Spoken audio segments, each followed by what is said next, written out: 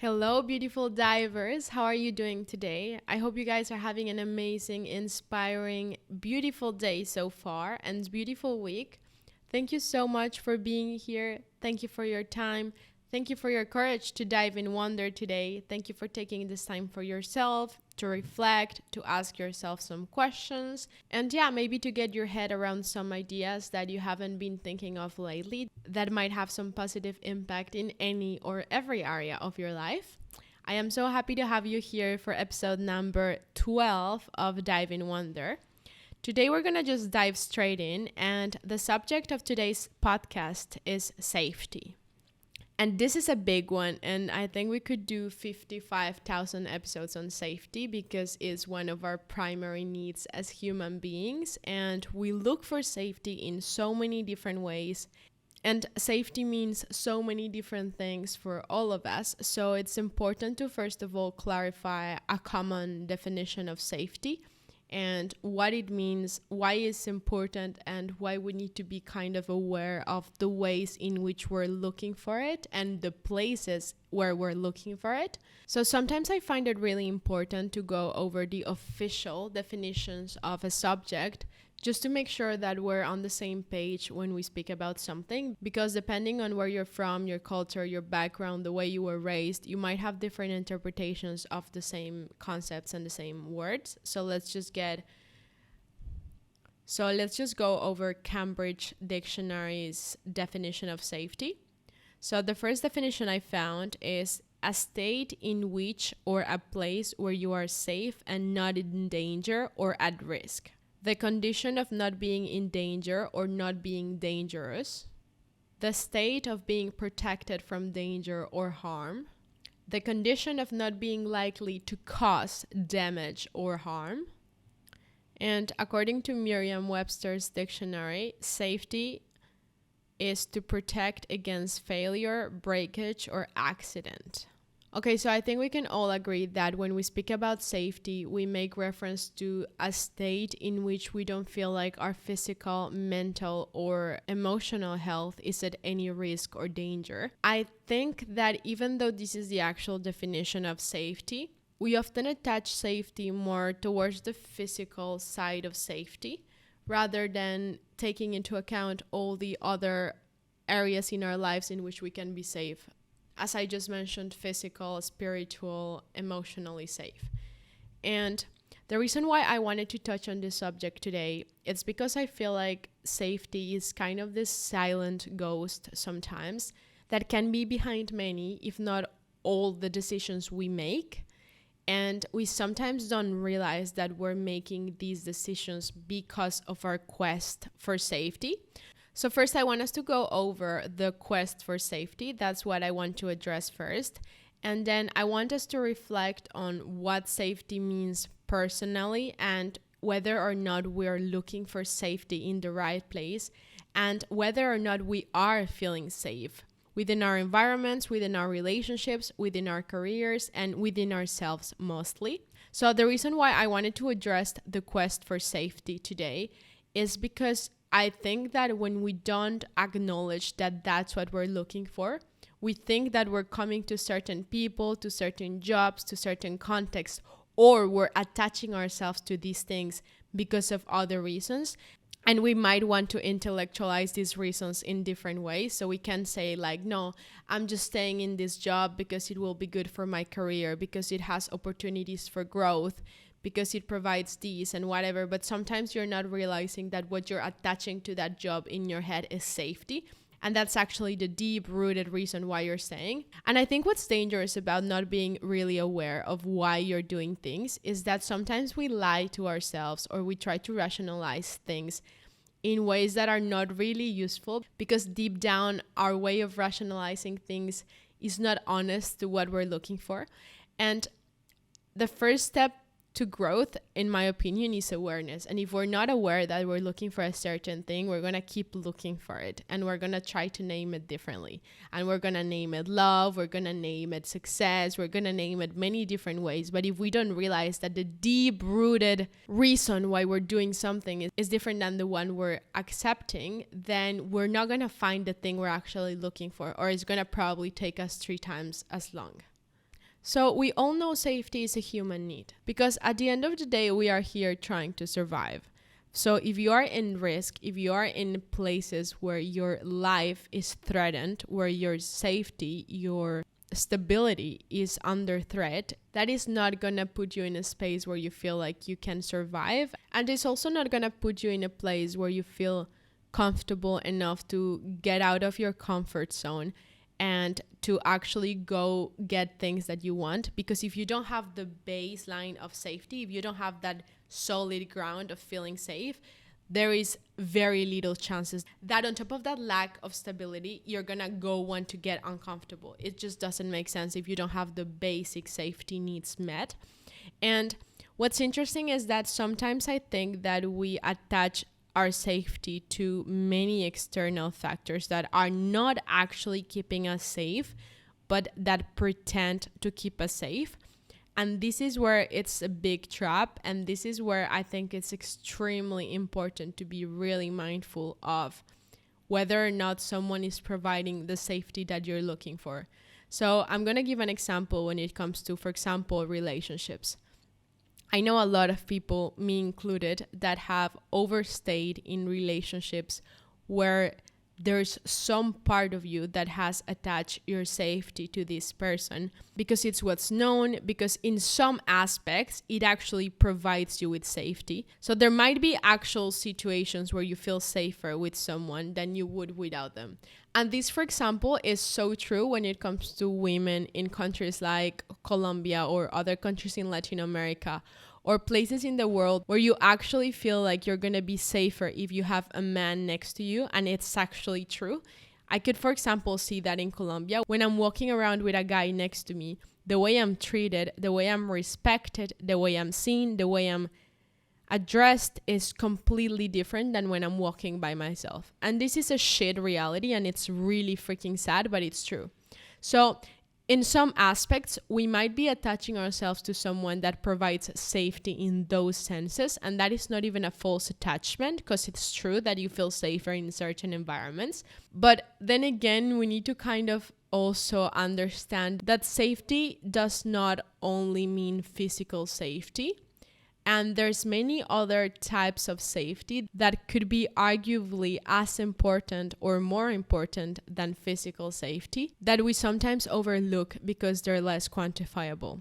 So not only when it comes to relationships, but let's speak about jobs, you know? There's some jobs where we might be uncomfortable, we might not like the work environment, we might not feel very respected by our superiors in that job or by customers or whatever.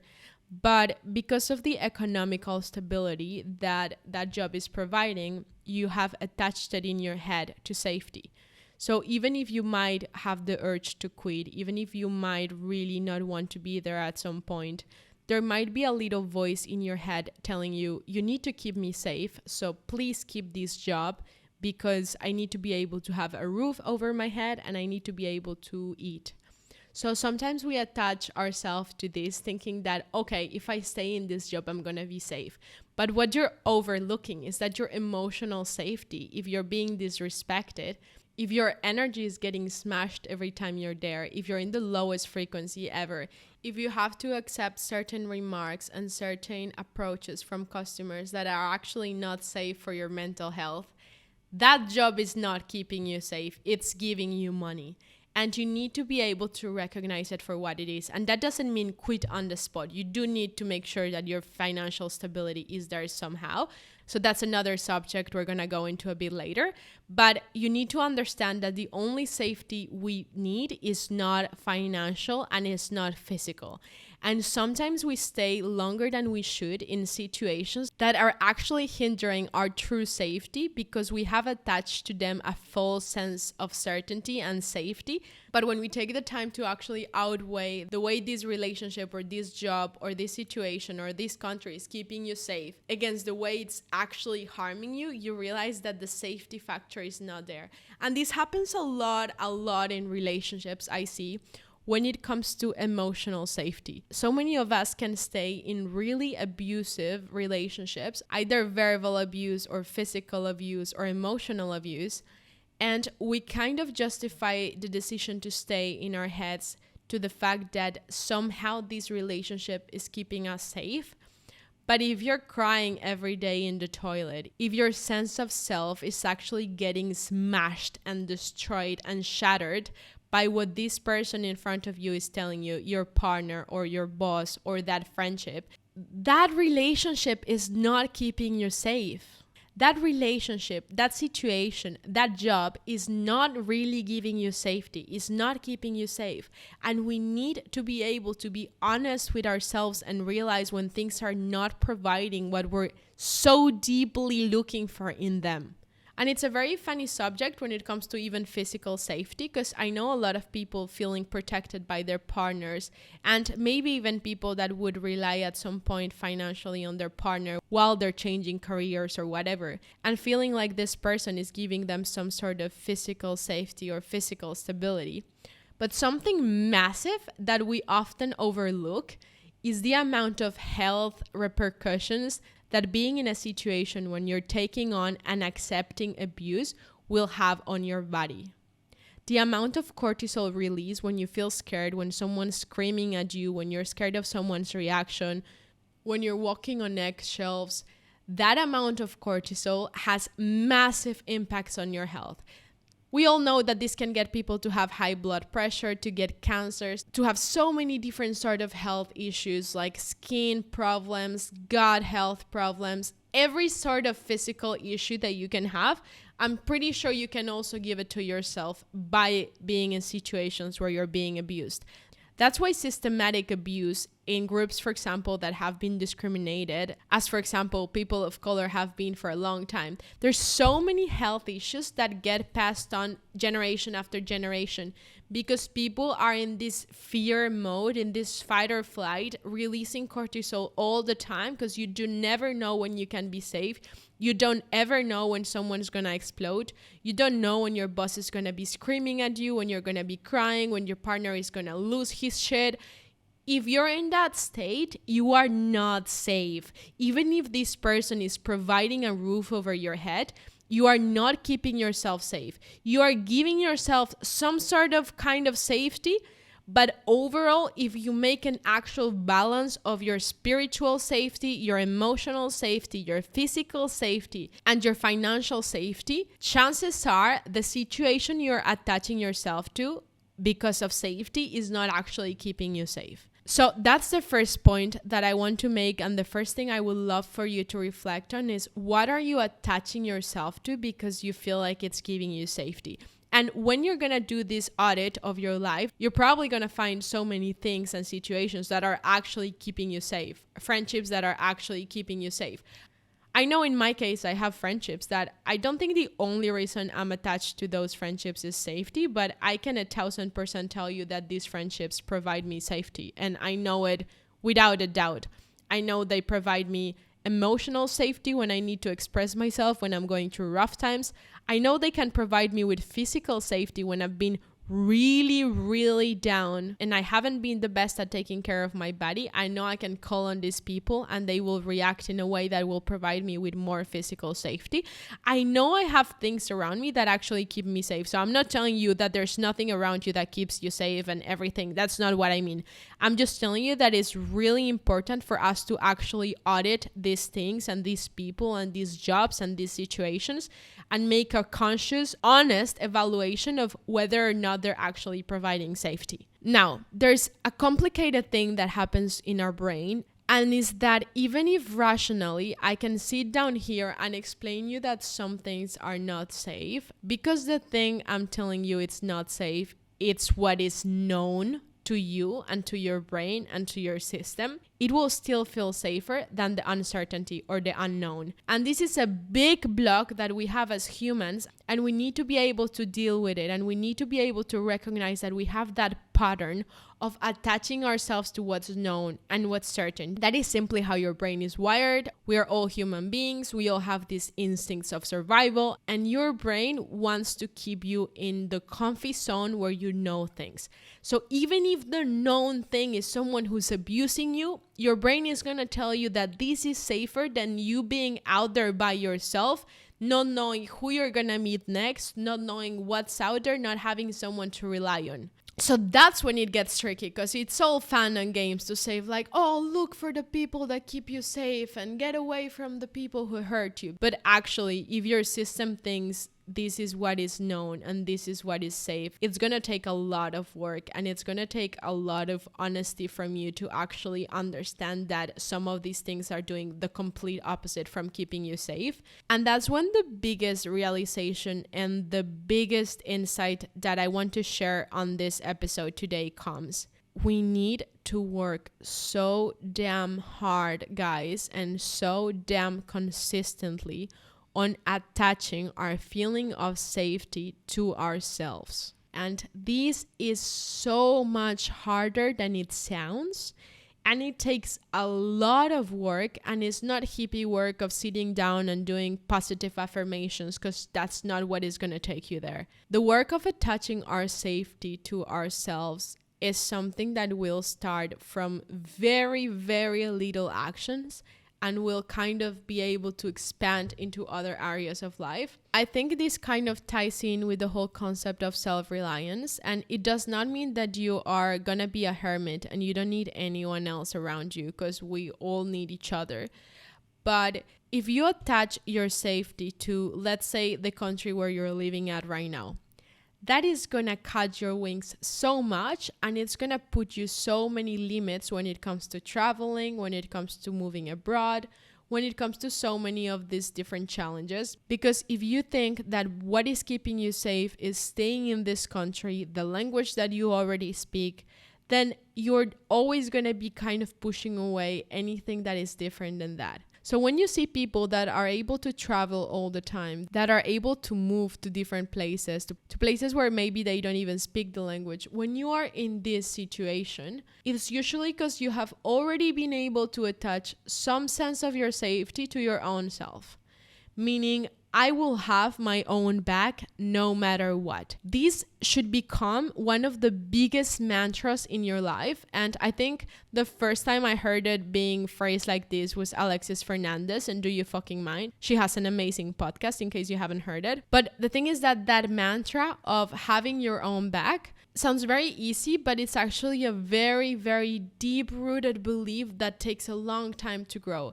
And it takes resilience, and it takes you actually going through really hard times and realizing that the person who took you out of there was you, and that you have your own back, and that if you move to another country and maybe someone kicks you out from a job, and maybe you need to find a last-minute place because the last place is not available anymore, and all these curveballs are thrown at you, the only way for you to actually trust in your resilience is the belief that you have your own safety and that you have your own back. And that comes a lot to the whole inner child work, I think. And I actually think this works differently for every one of us depending on our experience, both as children and as an adults, and how we have handled adulthood since we left home, if you have left home.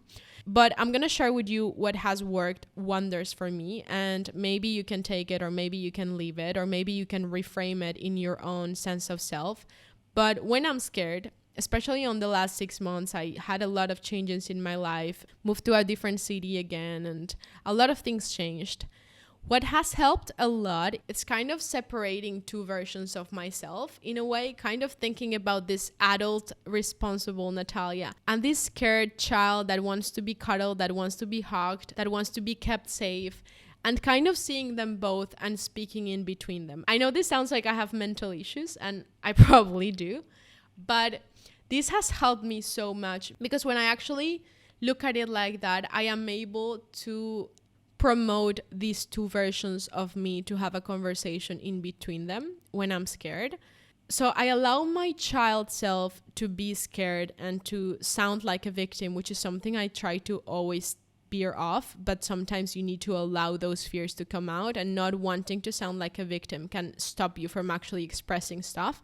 So I let her speak, I let her complain, I let her feel scared, I let her tell me all her craziest fears, because she can be nuts. She can be like, and then we can lose this, and then we can get ported, and then we can just that, and then we can, and then we'll end up in the street, and then we will not fulfill. Like, she can get really scared and go into really dark places that logically and rationally, I know I could never get myself to, but she still thinks of them when she's really scared. So she still deserves to be listened when it comes to those fears, and not be dismissed as like, oh, why are you having those stupid fears? Don't think about it. Don't think about it. Don't think about it. That does not work. They don't think about it. Positive affirmations. I'm good. I'm safe. I'm happy. You need to actually listen to them, because if you don't listen to them, you cannot address them. So first of all, you let her rant. You let your child self rant. You let that scared little girl or boy speak out their truth. Now, once that's done, you come in as the adult version of you. That's also the whole reparenting concept as well. I don't know if you've heard about it, but it's the whole concept of becoming a parent to yourself now and kind of repairing all the things that you were lacking as a child. But that's a whole other podcast, so I'm going to just leave it at that.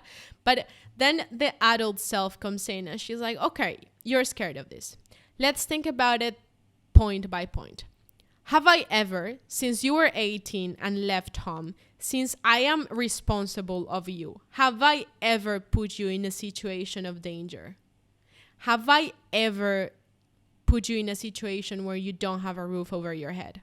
Have I ever put you in a situation where you don't know where your next meal is going to come from? All of us are going to have different answers to that depending on how your life has been. But in my case, since I left home, even though I've had really hardcore times in Paris and I didn't know what to do for work and I was really scared for my visa, even though all these things happened, there has not been 1 second where I've put myself in any of these situations. And it's been 7 years that I've been parenting myself in a sense, it's been 7 years that I am responsible of myself. And that does not mean that there hasn't been people that have come in to help. There always has been people that have come in to help, because I really believe we are all stepping on shoulders of giants, and I couldn't have done anything or been anywhere where I am without the people around me, and I just want to make that clear. But that does not mean that you are not the one who attracted those people, and you're not the one who put those people into your lives, and you're not the one who had the courage to ask for help when you needed. It was still you doing that, and it was still you meeting those people, and it was still you keeping you safe. So that doesn't mean you haven't been through hard moments. That doesn't mean you haven't been scared.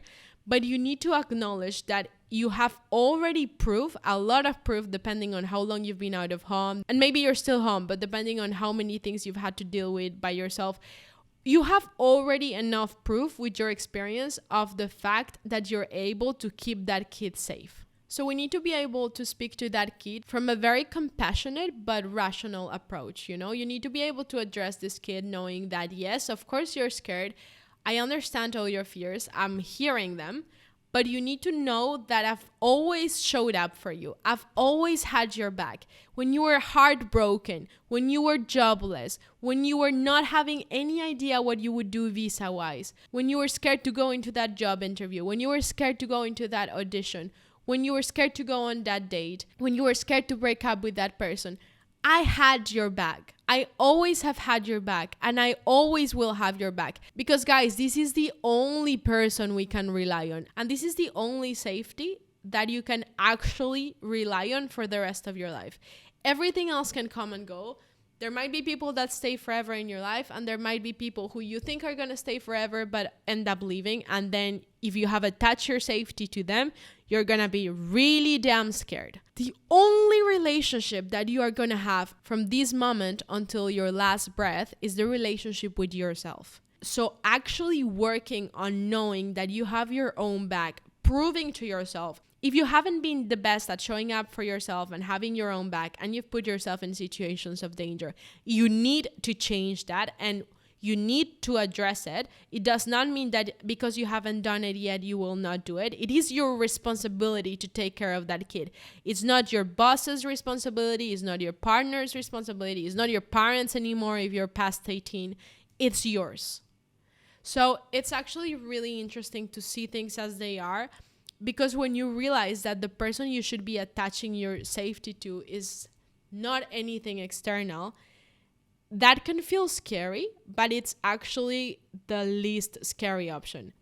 It feels like it's not a shortcut, because I feel like we attach ourselves to shortcuts, so we want instant safety. So it's going to be easier to find a partner than to work on ourselves and work on our deepest fears and our childhood traumas, of course it's going to be easier to find a boyfriend, or to find a job or to find something external. But the problem is that the easy solution is not going to stay over the long term. And then you're going to be up and down and going back to these really dark places. Now, that being said, when it comes to attaching your safety to yourself, that also then will tie into your own spirituality. And we all have different beliefs. You might be religious, you might be agnostic, you might believe in God or in the universe or in the energy or in love or in the oneness or maybe in nothing. I don't know. But I'm just going to share my personal experience with this subject. I consider myself to be very spiritual, and I try to work on that more every single day. I meditate a lot. I try to do a lot of practices that connect me with some sort of energy that I believe in. And this has also provided a massive sense of safety for me. So I know this is very personal, and that's what I'm telling you, that you need to find your own version of that.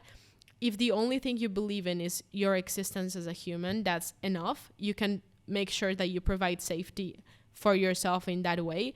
But if you believe there's something looking over you, I know some of my friends feel like their relatives who have passed away are protecting them, are looking over them. That helps. I don't know, whatever helps for you. But the thing is that you need to understand that the feeling of safety is a feeling. So even if you don't think that my friend is right, thinking that her uncle is protecting her, if she feels safe and if that safety is pushing her to get out of her comfort zone and taking risks in her career, in her life, going on adventures, then it's working for her, You don't need to believe it. You don't need to make sure it's true. You just need to find something that works for you. That's it. No one knows what's right or wrong. I'm not here to tell you that I know that my theory of how the world works is the right one. I have absolutely no idea. I only know that I know nothing. I do have things I believe in. I have things that work for me. I have things that I have attached myself to during my darkest times and have pulled me out, such as my spirituality. But that is something that I consider to be very personal, and I don't think you should compare your spirituality to anyone else's and what you attach your safety to. But the whole point I'm trying to get across today is that we are looking for safety all the time. It is a human need. So we might as well sit down right now and actually audit the places, the people, the situations, or the jobs where we're looking for that safety, analyzing whether or not they're keeping us safe, asking ourselves if we actually truly trust our own self to keep us safe, or if that is something that we need to put a lot of work into. And if it is, you better start now and not in 10 years. And I just really wanted to speak about this subject and do this podcast because I feel like sometimes we don't speak about this with our friends, and we kind of are ashamed to say that we don't feel safe. And we don't even do it to hide. We just sometimes don't acknowledge it. We don't acknowledge that we don't want to leave our relationship because of safety. We don't acknowledge these things sometimes because we don't even see them.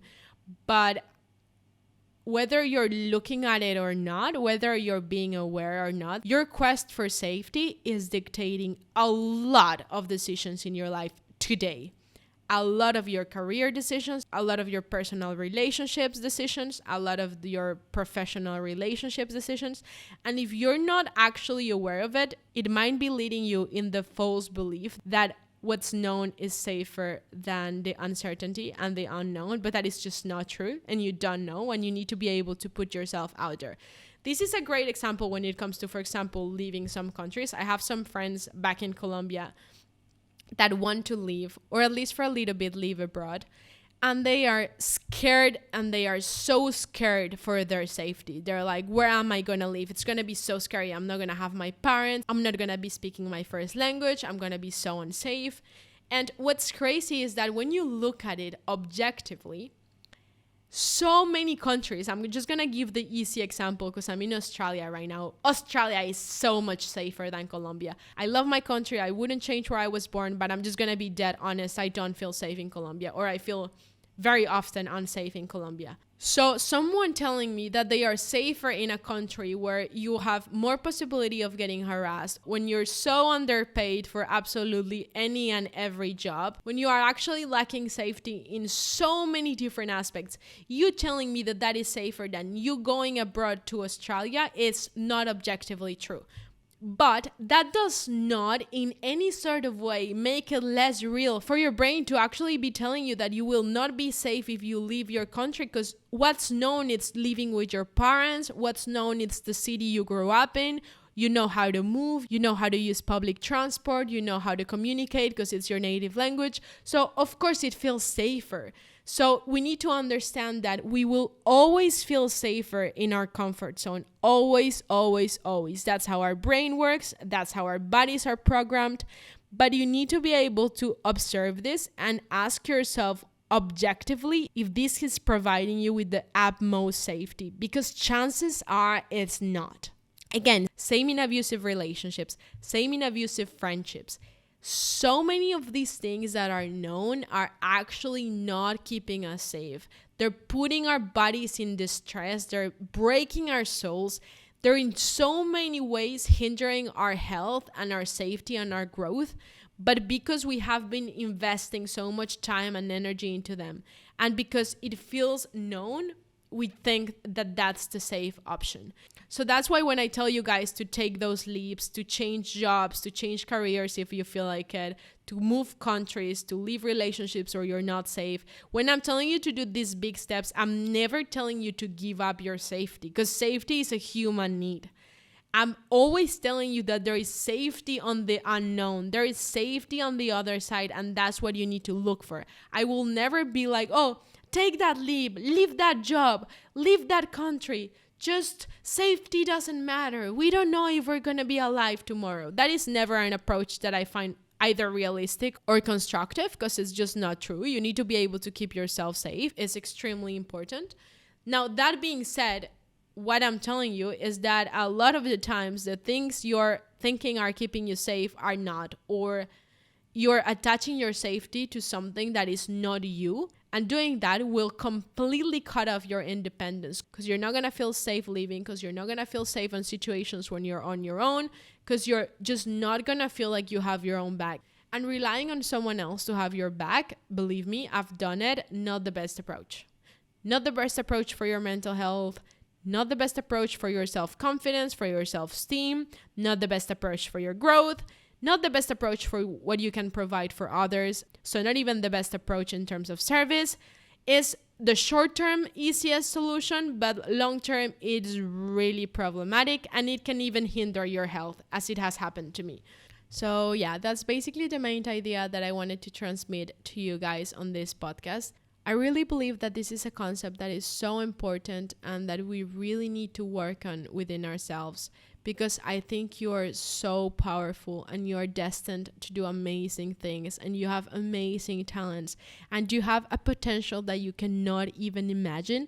But it is going to be hard for you to reach that if you're not giving yourself the opportunity and the chance to go take those risks, to go make those big steps, because you're freaking out about your safety. So this is one of the biggest blocks we all have.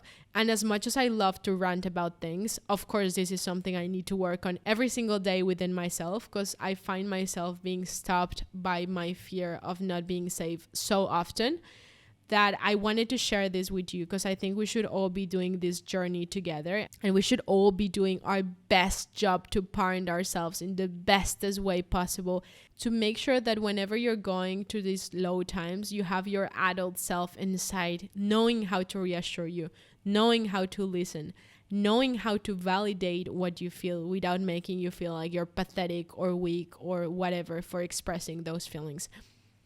I think doing this self-work will have so many repercussions on choosing the right jobs, choosing the right opportunities, choosing the right partners, choosing to stay single if that's what you need, choosing whatever that is best for your actual growth and for your actual safety and health, rather than just attaching ourselves to whatever we find because we're scared to look inside. Okay, guys, I think that's it for today. I hope this podcast was useful for you in any sort of way. I hope you get any reflections from this that can help you in any area of your life. I am, again, so grateful for you to be here. I am so grateful for you to have the courage to dive in wonder. I cannot wait to see you here for next week's episode. We're going to start the interviews already, so I'm so excited for this. Thank you for being here. I hope you have the most amazing, magical, inspiring, productive day today. And I'll see you very soon for episode número 12 of Dive in Wonder.